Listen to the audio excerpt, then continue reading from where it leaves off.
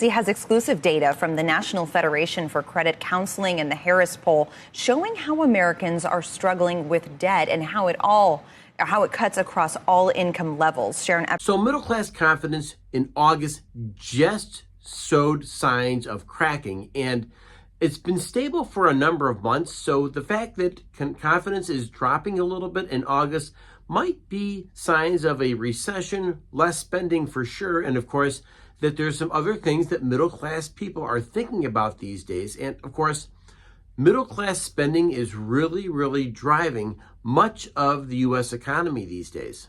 And of course, it really does bring up a very important part that we do have a credit economy. And the reason why I mention this is it's a very important concept that one person's debt is somebody else's paycheck.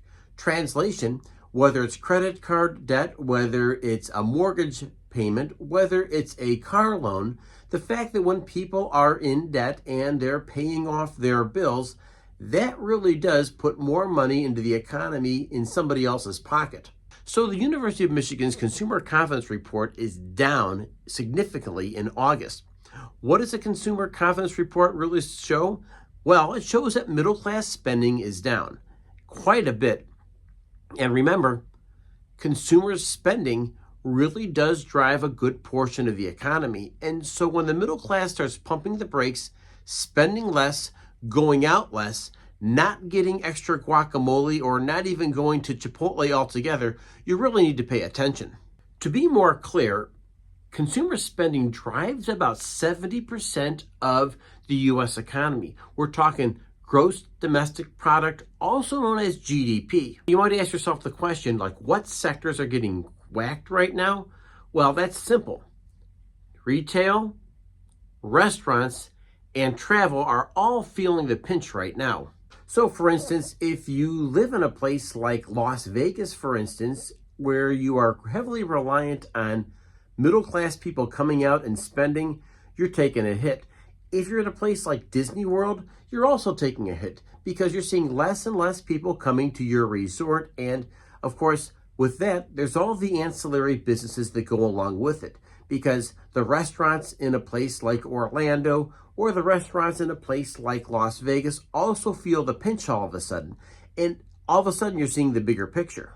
So if consumer confidence really is a leading market indicator, then we're seeing some signs that the consumer is really starting to slow down and think twice about making purchases. And we're not just talking about purchasing a home or purchasing a car, purchasing a new phone. We're talking about whether or not they're ordering pizza this week. That's a big question and it's something you want to pay attention to.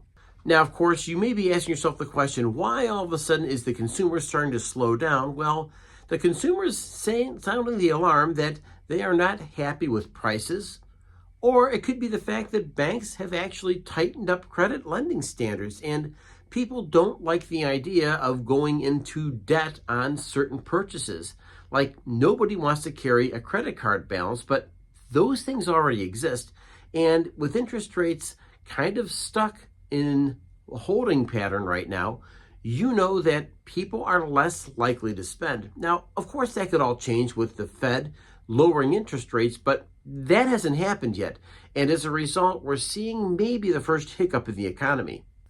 And of course, when you have multiple hiccups in the economy, you start hitting more and more speed bumps and you're no longer cruising along. And of course, with that comes the idea that there could be recession risks not too far around the corner. Now, of course, we know the current president is very into the stock market, really wants people working, and takes it personally if the economy takes a hiccup. So make no question about it. Trump will do everything he can with Scott Bessent, the Secretary of Treasury, and Howard Lutnick, the Secretary of Commerce, to keep things rolling along. But there are some wrinkles that most definitely need to be ironed out.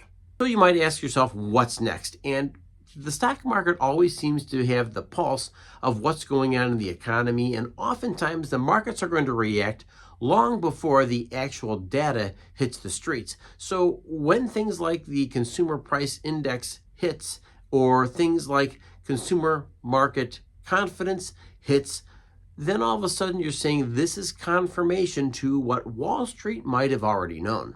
Now, of course, September's consumer confidence isn't too far around the corner, so you'll want to pay attention to that over the next month.